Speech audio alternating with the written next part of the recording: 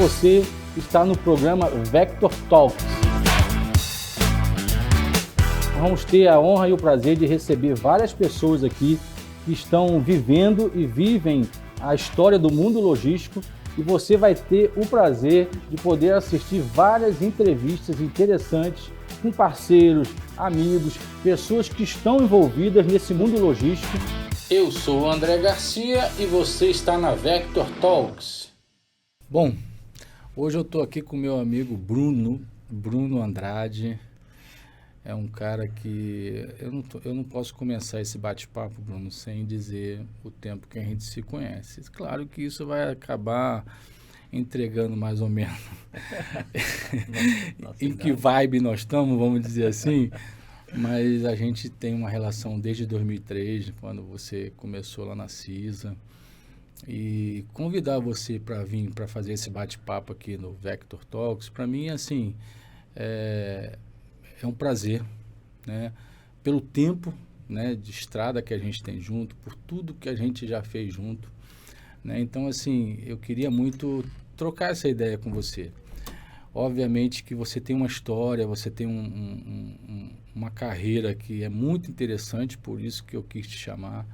E eu queria um pouquinho que você falasse um pouco de você, o que você está fazendo hoje. Se você puder fazer um pouquinho daquela história, eu sei que você ficou um tempo em Miami trabalhando na CISA. Eu acho que é muito interessante as pessoas que nos ouvirem entender, o que você fazia em Miami, qual era o pensamento da CISA naquela época, quando ela pegava um cara aqui para mandar para Miami, para coordenar, obviamente que eu já sabia, coordenar os embarques, a importância disso.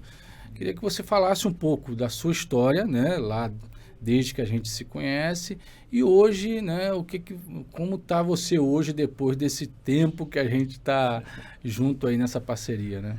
Legal, André, um maior prazer vir aqui conversar com você. Acho que a sua iniciativa é muito bacana, né? Fazer esse bate-papo com o pessoal do mercado, né? Que acabam virando amigos, né? Então você tem uma relação que você acaba juntando isso, né? Você consegue juntar e misturar muito bem essa parte do negócio com amizade, e acho interessante esse bate-papo porque você acaba jogando muita coisa, né? Acaba criando muitas histórias, né? E vendo personagens, diferentes pontos de vista. Então, parabéns pelo trabalho, é um maior prazer estar aqui. Obrigado, cara. Bom, a nossa história, né, a gente se conhece há bastante tempo, né? Eu comecei na CISA, tenho uma carreira totalmente pautada em trading, né?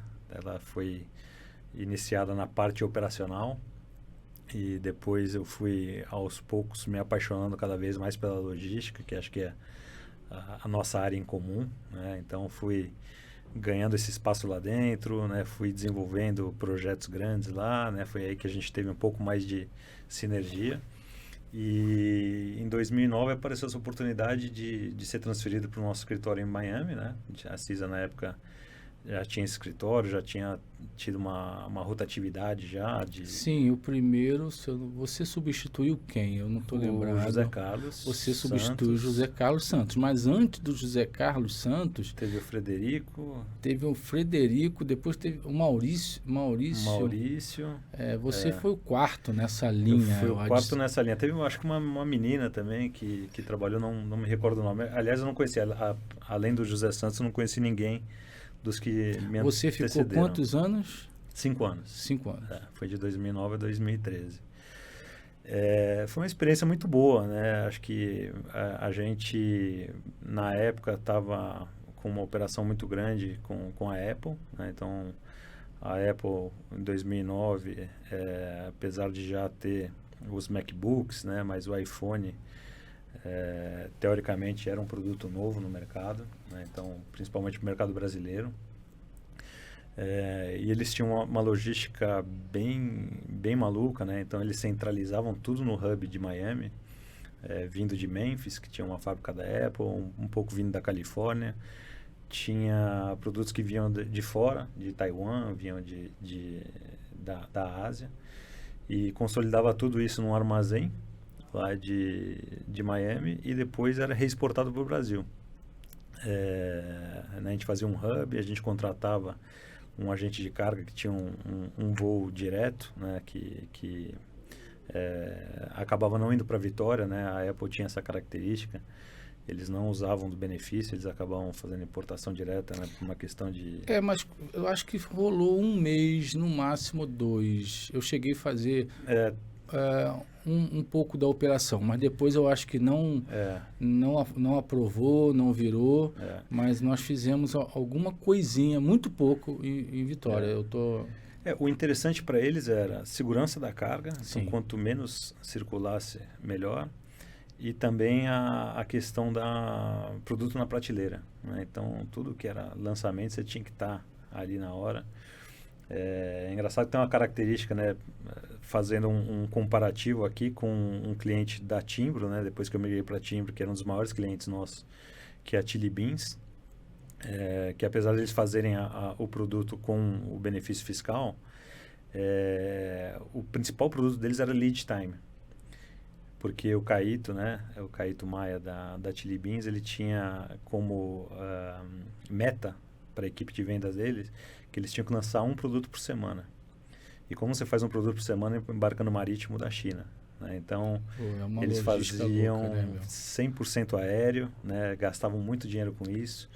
E ele fala nas palestras dele, né, ele menciona que a Timbro foi um divisor de águas para eles, porque a gente conseguiu convencê-lo a falar, vamos fazer os lançamentos das cargas no mar, então no mesmo container você vai ter lançamento de 4 semanas, né? Então chegou, a gente desembaraça, então você tem que fazer o seu equipe de criação trabalhar pensando entendi. lá frente, Na frente. E depois a sua equipe de venda segurar aqui para lançar no momento certo. Pô, mas foi uma ideia fantástica, né, cara? E funcionou como um relógio, né? Funcionou como um relógio. A gente trouxe muita coisa, foi a expansão da Chili Beans, foi na época da Timbro. Mas voltando na operação de Miami, foi bem interessante, né? Acho que a logística lá é muito mais simplificada, né? Você tem muito menos a questão de roubo, né? De segurança. Então, apesar da carga a carga que chegava da China, que a gente consolidava lá, ela não era repaletizada ou reembarcada no aeroporto. Então, você chegava no aeroporto de Miami, você saía do aeroporto, dos perímetros do aeroporto, você ia para armazéns que ficavam lá, e são armazéns que são alfandegados, mas você fazia tudo isso fora do aeroporto, né? Então, você não precisava fazer essa movimentação dentro do aeroporto, para depois embarcar para o Brasil.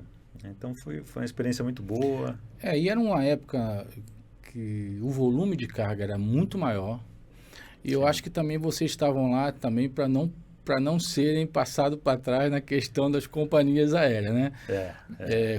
Eu lembro que o pessoal, nessa época nós tínhamos HP como cliente, não sei se você lembra, sim.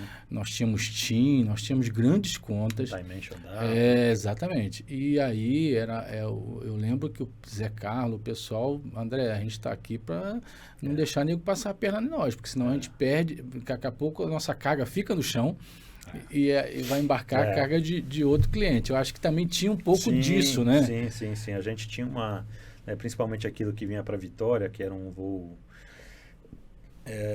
arrendado, né, por uma companhia lá dos Estados Unidos. E ele tinha uma escala em Vitória, então era o único voo internacional de carga que pousava em Vitória, vindo dos Estados Unidos. Senão você tinha que fazer Guarulhos, depois fazer DTA ou Rio de Janeiro. Então a gente passou épocas lá em que esse voo vinha completamente lotado e a gente tinha que estar lá fazendo, né, a aproximação, a parte comercial, né, estar próximos, mostrar que a gente tinha volume, tinha interesse. E então a parte de relacionamento foi bem importante lá com essas companhias aéreas, né? Nessa época, inclusive, não sei se você lembra, não tinha um voo internacional direto para Vitória.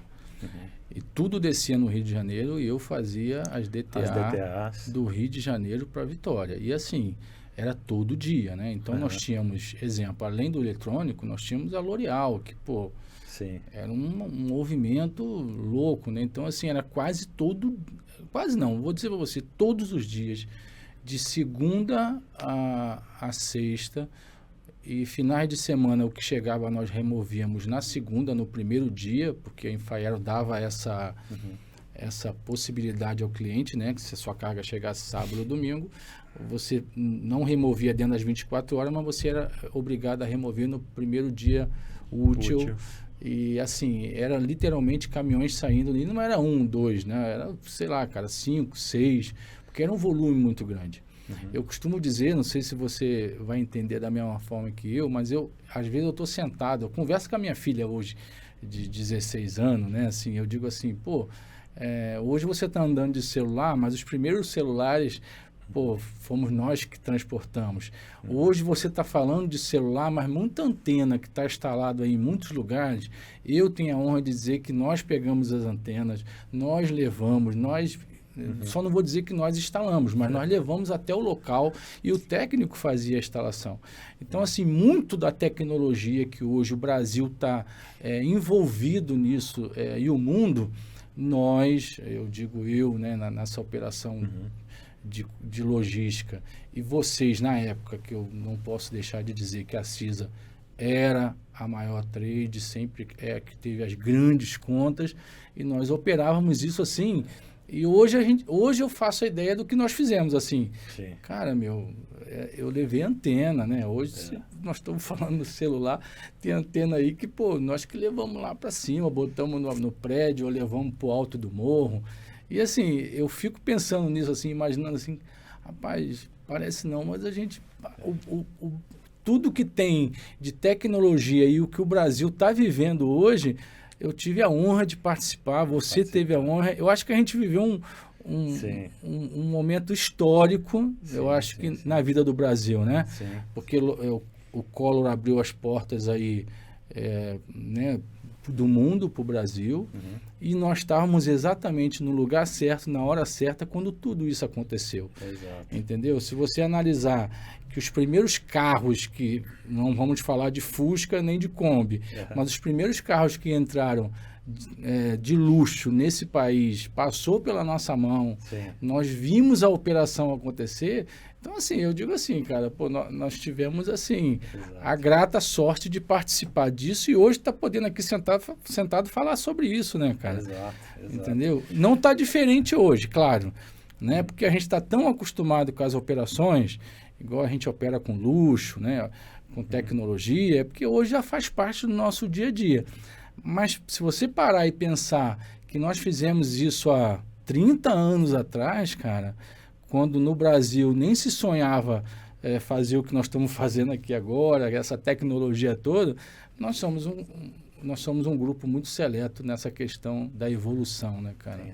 Tem razão. Não, e esse ponto que você citou, né, é muito gratificante, né, trabalhar com comércio exterior, né, principalmente nesse mercado de trading, porque a variedade de produtos, né, e eu sou uma pessoa muito assim, quando eu importo, faço uma operação, né, para mim não são só os números, o cliente é muito importante, né, entender o que ele faz, participar.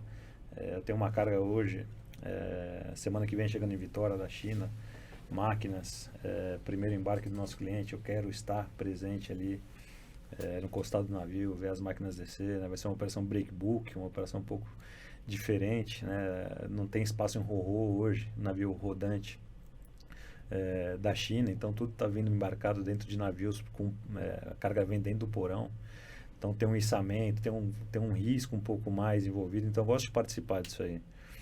E aí só finalizando aquela história, né? Voltei da CISA em 2013, em 2017 entrei na Timbro, né? Que é um grupo que entre as três a gente vê que é a que tem um crescimento mais vertical, né? Então a gente está com números fantásticos, né? Ano passado a gente faturou 7 bi. Dizem aí que cresceu 300, 400%, é mais ou menos isso mesmo? Assim? Foi bem exponencial, né? É uma trading que ela tem um viés um pouco diferente, ela ataca nas duas pontas, né? Como a gente fala. A gente tem muita parte de exportação, Então a gente trabalha muito com commodity, é já um DNA da empresa, né? Já vem da raiz dos Vocês sócios. compraram agora, foi anunciada uma semana atrás, eu acompanhei nas redes sociais, no LinkedIn, inclusive quem postou foi a própria Timbro, né? Vocês compraram agora uma usina de... uma destilaria. Uma destilaria, no Rio Grande do entendeu? Sul. Vocês vão começar a produzir etanol, né, cara? Assim, isso é uma evolução, né? Um passo importante, né, cara? Exatamente, por isso que eu falo, né? A gente não fica no processo de importação, de terceirização, né? Então tem esse viés da cabeça dos sócios, né? E isso é repassado aos funcionários, aos executivos, de se tornar mesmo uma trading global, né? A gente ter um espaço maior daquilo de que ser uma trading de serviços aqui e trabalhar com exportação, trabalhar com distribuição, que a gente trabalha com distribuição de marcas de luxo e trabalhamos diretamente com você, né? De tecnologia. Então, assim, a gente é inquieto nessa questão, né? E o comercial, né? A gente trabalha pautado nisso, né? Por isso que eu falo, todo cliente meu não é um processo de importação, né? Pode ser um processo de importação ou um processo de exportação, talvez, do produto dele. Para quem está ouvindo a gente, Bruno, assim, de repente esse pequeno vídeo vai chegar na mão de uma indústria, de um cara da área do comércio. Tenta explicar em rápidas palavras aonde é que a trade entra nessa história, porque às vezes o cara faz a importação por ele mesmo, entendeu?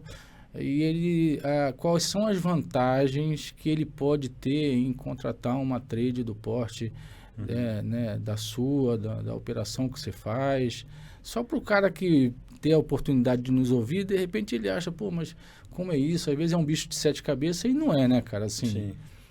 Não sei se você consegue rapidamente, assim, dar um brief para quem está nos ouvindo, entender literalmente o que vocês fazem e como vocês fazem, né? Claro. Não, isso aí faz parte do meu dia a dia. Se eu não conseguir explicar aqui, então quer dizer que eu estou vendendo mal.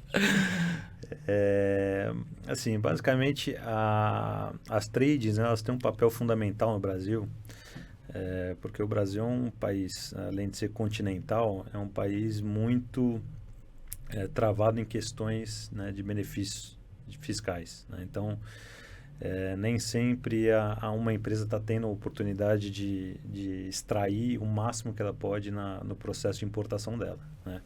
Então, tem alguns viés, né? Um viés pode ser que ele está perdendo na questão tributária. Então, ele está entrando com os impostos muito inchados e está tendo algum tipo de acúmulo de CMS na saída, não está conseguindo aproveitar ao máximo os créditos, né? Então, ele não está conseguindo ter esse ganho tributário, né? Que a gente considera que é um dos principais pilares. Já foi maior, né? Isso aí já teve um impacto muito maior. Então, tinha empresas que não gostariam de trabalhar com trade, mas trabalhavam porque realmente era um negócio que não fechava a conta, né? O impacto hoje é um pouco menor do tributário, né? Então, mas as empresas, ainda assim é um ganho significativo, né? Quando a gente fala de acúmulo de CMS, entrada mais baixa no estoque. Se o produto dele é o que a gente chama de alto valor agregado, aí sim é que esse ganho passa a ser maior ainda, né? Exatamente, né? E se ele tiver mais impostos, se ele tiver IPI alto, né? A gente fala de bebidas, a gente fala de vinhos, a gente fala de mercado de luxo, relógios. Então, tem um impacto muito grande na questão dos impostos. Mas as trades, né, e principalmente a gente lá da equipe de comercial, a gente tem buscado focar não só o impacto do fiscal, né?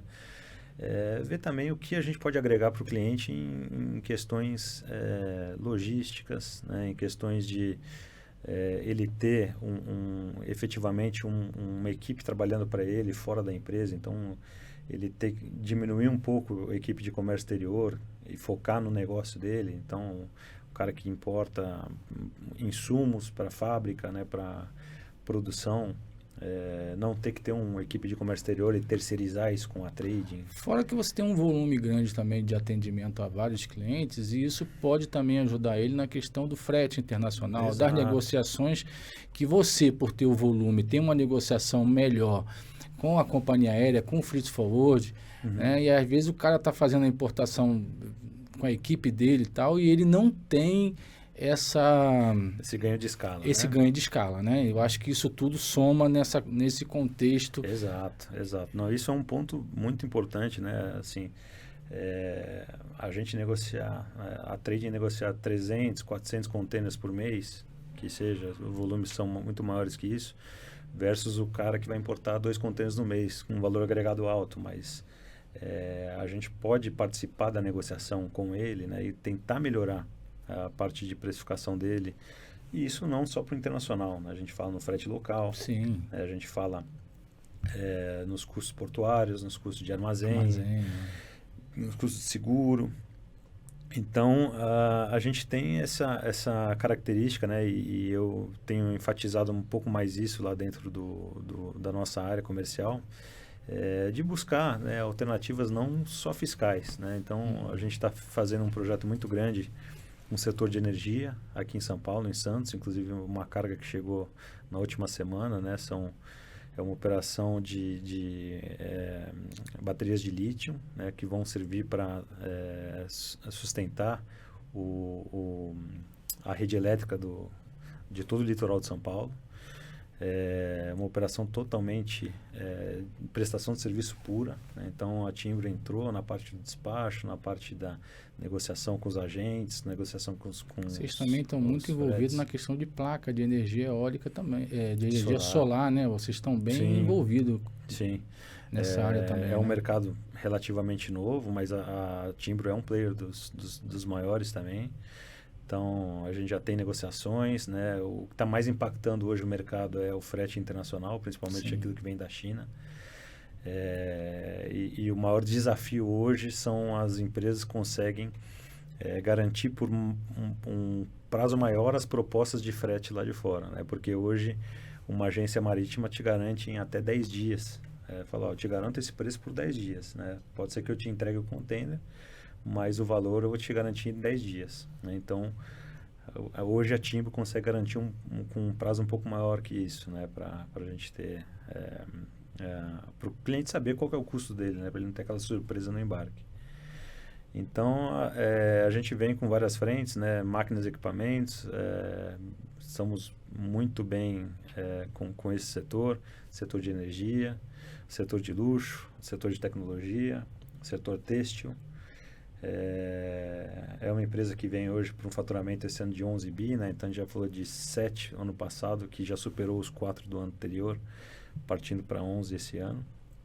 É um número expressivo, né, cara? Assim, muito expressivo. Crescimento também num prazo curto de tempo também fantástico. Pela cara. idade da empresa e pelo... Então, assim, foi um engajamento da empresa mesmo, né? A empresa contratou boas pessoas, né? A gente foi no mercado, a gente buscou pessoas que estavam saindo de outras empresas, né? Então, juntou um time bom e o negócio tá fluindo. E a gente tem um pouco daquilo que você tem, né? Que é participar mesmo com o cliente, estar no dia a dia.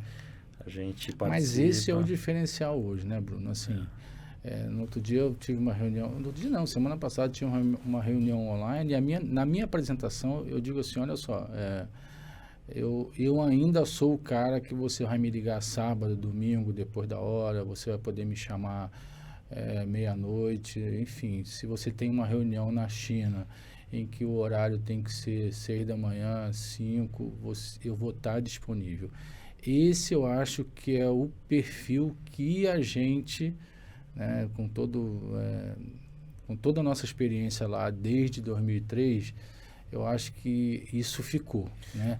E é difícil achar hoje isso assim. Sim. Hoje em dia, a maioria das empresas aí, quando elas crescem muito, você vai ligar para lá, vai ouvir uma musiquinha e alguém vai dizer assim, diz que 1 para falar com financeiro, 2 para falar com comercial. entendeu? Então, após as 18 horas, às vezes você tem uma dificuldade de falar com o gestor e tal, e essa nossa experiência que a gente traz desses anos, assim, a gente não consegue ser diferente do que a gente começou. Então, assim, eu acho que isso faz uma diferença muito grande nesse mercado de logística, né? Quando o cara... eu tive eu gosto de comentar porque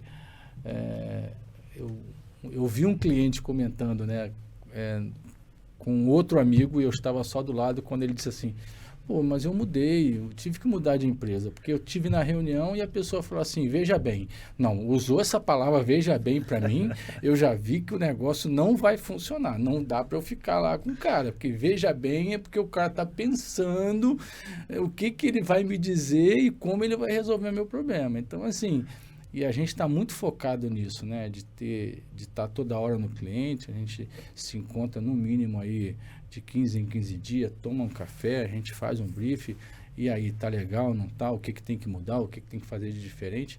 E isso faz a gente estar no mercado com a qualidade que a gente tem, com a confiabilidade que a gente conquistou, né? E hoje a gente anda aqui em São Paulo de cabeça erguida e as pessoas nos indicam, fala da gente e a gente está nesse mercado.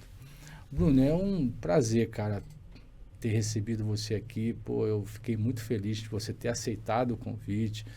Eu espero que a gente ainda tenha outras oportunidades, porque o nosso dia nunca é o mesmo, né?